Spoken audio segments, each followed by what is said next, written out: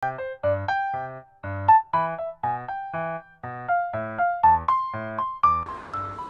produk secara umum sebagai suatu wadah maupun pembungkus yang mempunyai fungsi untuk mencegah ataupun meminimalisir terjadinya kerusakan pada produk yang dikemas.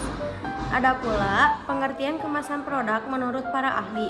Yang pertama ada menurut Philip Kotler dan Gary Armstrong, berpendapat bahwa kemasan produk adalah salah satu kegiatan yang mencakup desain dan produk, sehingga kemasan yang ada pada produk tersebut bisa berfungsi dengan baik dan produk yang ada di dalamnya juga terlindungi.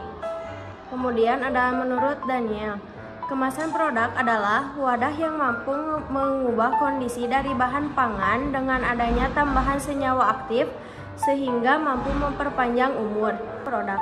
Yang pertama sebagai identitas brand, yang kedua mengawetkan dan melindungi produk, yang ketiga memudahkan pendistribusian, yang keempat sebagai media promosi, yang kelima memberikan informasi, yang keenam meningkatkan efisiensi, yang ketujuh menjadi daya tarik produk, yang kedelapan menawarkan nilai berbeda, yang kesembilan memberikan jaminan akan isi produk, yang kesepuluh memberitahu pelanggan cara pembuangan, yang ke-11 menciptakan permintaan pelanggan, dan yang ke-12 memberikan kenyamanan pada pelanggan. Kemasan produk dapat diklasifikasikan berdasarkan beberapa hal, yaitu yang pertama, berdasarkan struktur isi. Kemasan dibagi menjadi kemasan primer, sekunder, dan tersier. Kemasan primer adalah kemasan yang langsung membungkus produk seperti botol minuman, kaleng susu, dan bungkus snack. Lalu, kemasan sekunder adalah kemasan yang mengemas produk yang sudah dikemas dengan kemasan primer, seperti kotak kardus, kantong plastik, dan paper bag. Lalu, kemasan tersier, kemasan yang melindungi kemasan sekunder, terutama saat pengiriman produk jarak jauh seperti kotak kayu dan kontainer.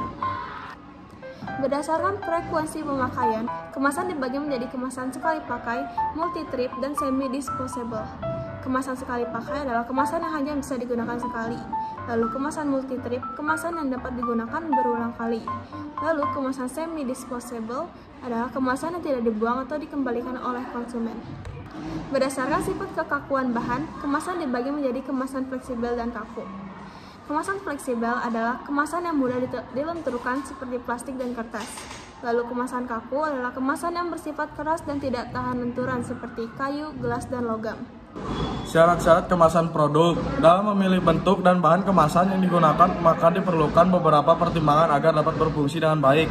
Pertimbangan tersebut antara lain: 1. Tidak beracun. 2. Bahan kemasan tidak mengganggu kesehatan manusia baik secara langsung maupun tidak langsung, seperti kandungan timbal yang bersifat racun bagi manusia. 3. Harus cocok dengan bahan yang dikemas.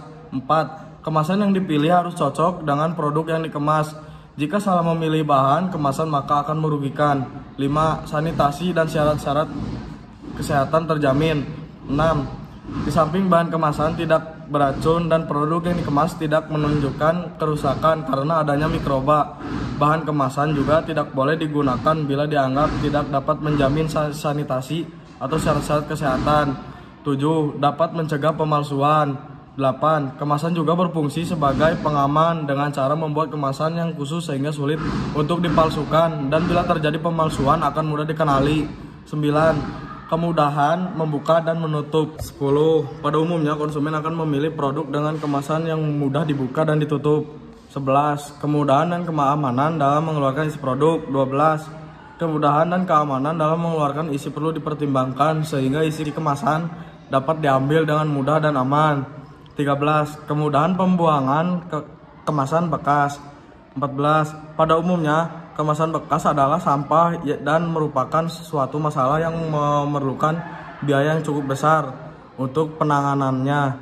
15. Ukuran, bentuk, dan berat. 16. Ukuran kemasan berhubungan sangat erat dengan penanganan selanjutnya, baik dalam penyimpanan, transportasi, maupun sebagai alat untuk menarik perhatian konsumen. 17. Penampilan dan pencetakan. 18. Kemasan harus memiliki penampilan yang menarik, baik dari segi bahan, estetika, maupun dekorasi. Hal ini terkait selera masyarakat. Lalu masuk ke materi merancang kemasan produk. Merancang dan mendesain sebuah kemasan produk tergantung pada tingkat kreativitas dan dari desainernya. Beberapa hal tersebut antara lain, yang pertama, label harus mudah dimengerti.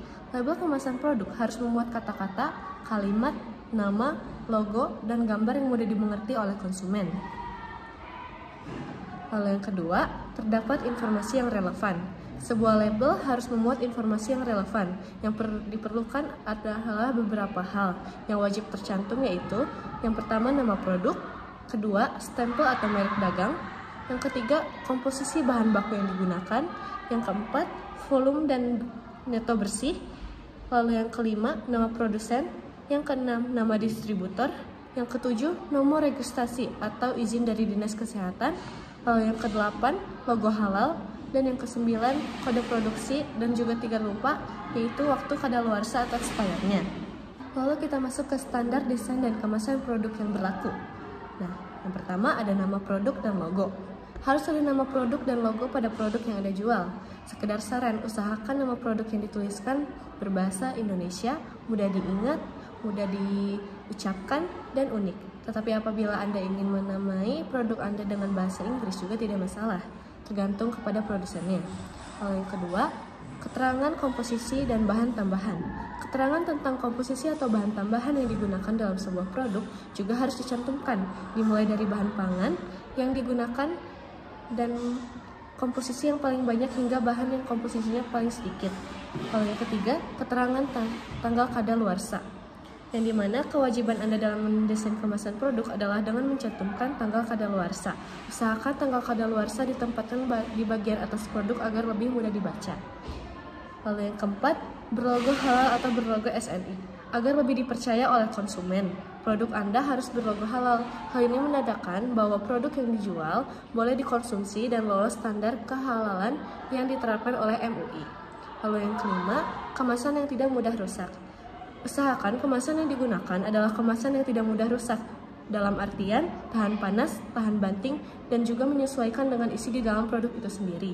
Misalnya jika Anda mau menjual produk berupa kecap, saus, atau yang berbahan cair lainnya, maka usahakan memiliki kemasan yang mempunyai tutup agar mempermudah konsumen untuk membuka dan memakainya, dan juga terhindar dari kebocoran.